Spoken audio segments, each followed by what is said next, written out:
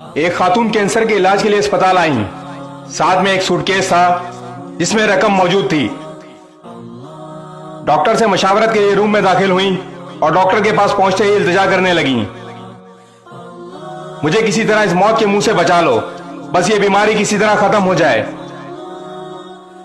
Doctor نے معائنہ کیا اور ٹیسٹ وغیرہ دیکھ کر کہا، میں کچھ کرنے سے قاصر ہوں، کینسر آخری مرحلے پر ہے، صحت یابی کی کوئی امید باقی نہیں۔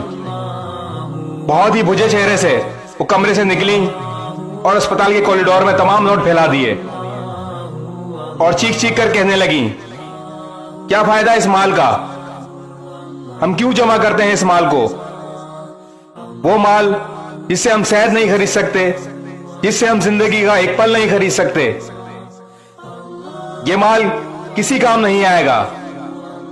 اللہ تعالیٰ کا شکر ادا کرو صحت و عافیت پر، اللہ تعالیٰ کا شکر ادا کرو اس کی نعمتوں پر جو نہ تو گنی جا سکتی ہیں اور نہ ہی شمار کی جا سکتی ہیں۔